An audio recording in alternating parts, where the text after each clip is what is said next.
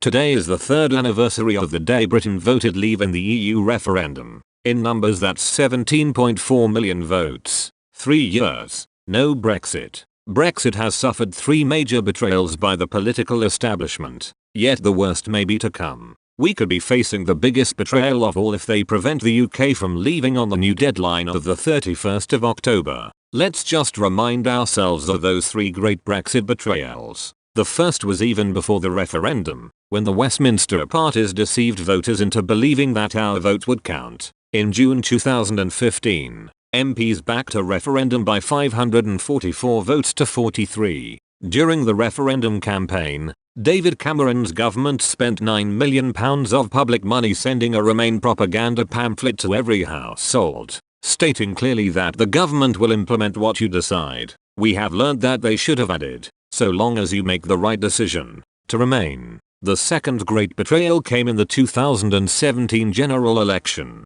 Both the Tories and Labour stood on manifesto commitments to implement Brexit and break free from the rules of the European Single Market and Customs Union. Jeremy Corbyn's Labour promised to respect the result of the referendum and that the freedom of movement would end once we leave the EU. Theresa May's Conservatives spelt out that no deal is better than a bad deal for the UK. 2 years later, both perfidious parties have been conspiring to block a clean break Brexit. The third betrayal came on the 29th of March this year. Mrs May told us we would definitely leave then. Indeed, she told us on 108 occasions. And then the 29th of March came and went, without Britain going anywhere. Now, 3 years of deceit later, we may face the fourth and biggest betrayal of all. I truly hope Boris Johnson keeps his word and delivers Brexit. Yet there are already signs of another betrayal in the making. Like other Leaver candidates, he set aside all his condemnations of Mrs May's appalling deal and voted for it at the third time of asking.